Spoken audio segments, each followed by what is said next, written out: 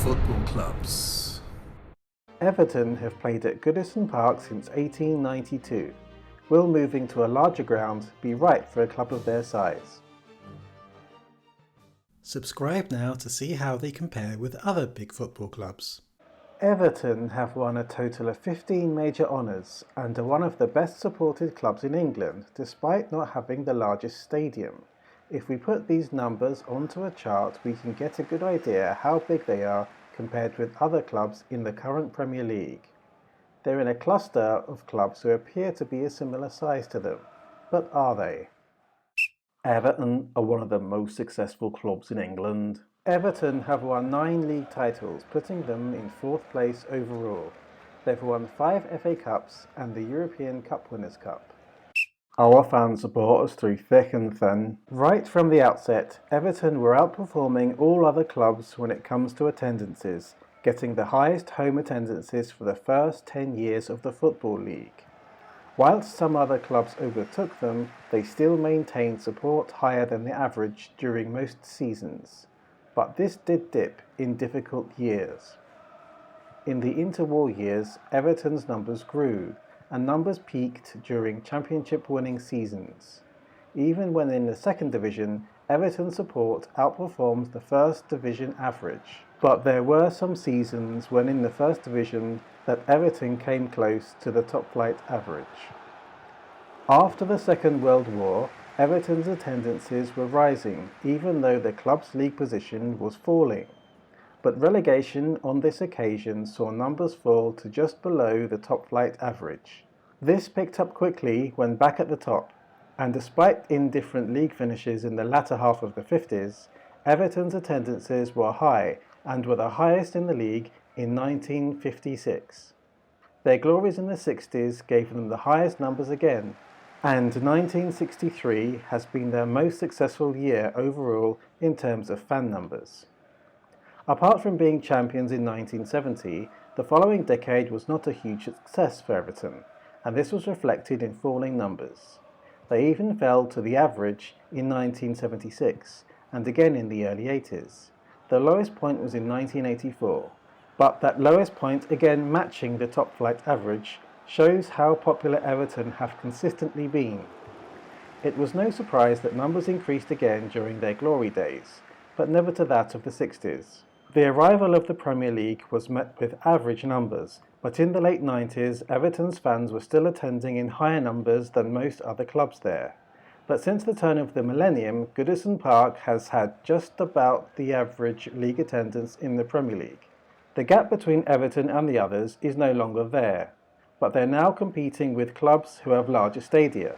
Everton are also not winning things, so the fact that their fans keep on coming gives us an insight into how valued the club are, and have always been. A new stadium with a capacity over 50,000 will show us how big Everton can get. We've beaten the biggest and the best. Everton's performance against Bayern in the European Cup Winners' Cup semi-final is regarded as their best ever performance. They went on to lift the trophy in the final.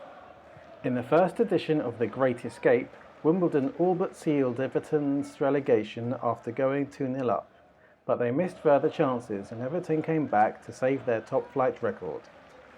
5 years later in Part 2, Everton needed a better result than Bolton on the last day of the season to survive.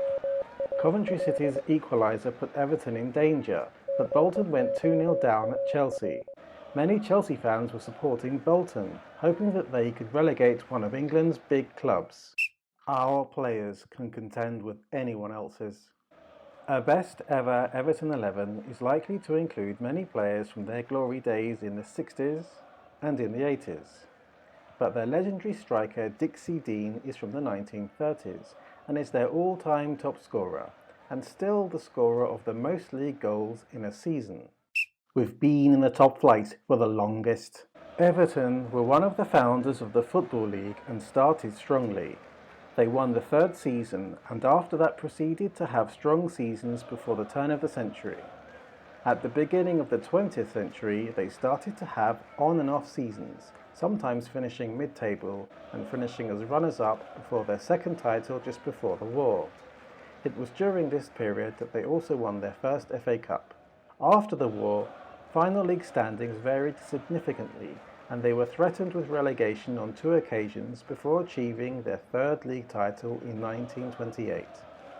They experienced their first relegation just 3 years later and came back to win the 2nd and 1st Division in consecutive years.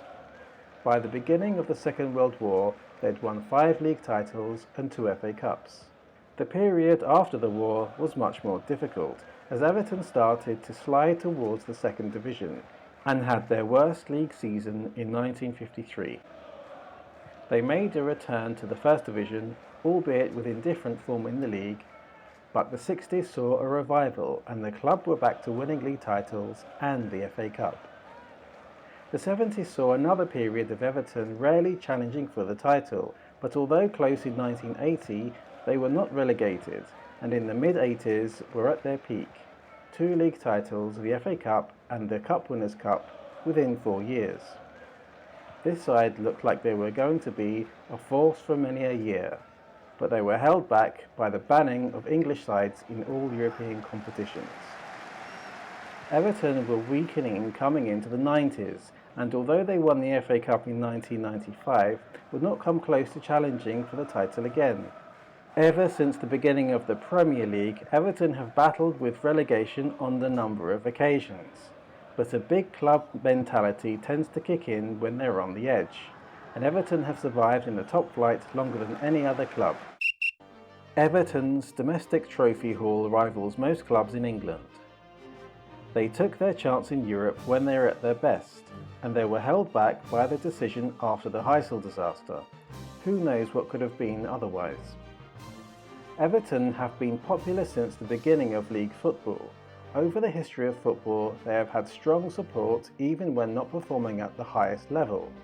The atmosphere in the stands is such that they do not let the club go down, and the building of the new stadium demonstrates their potential. Everton charmed Europe with performances in the Cup Winners' Cup, but in recent years have been better known for their escapes from relegation. Everton have had a good range of players from over the years, and some go back too far for us to know how well they played. They have not had the same standard of player in recent years, but they still produce international players. Everton in recent years have looked like a club on the brink of Premier League survival, and do not often feature towards the end of competitions, but they are a club who have been in the top flight for the longest and won trophies fairly consistently over time. They've demonstrated an ability to stay at the top when things look bad. They're one of the most successful clubs in the country and have a status making them one of England's big football clubs. Is the total number of seasons in the top flight a reliable measure of a big football club? Please comment below. Like and subscribe to Big Football Clubs to watch videos as they're released each week.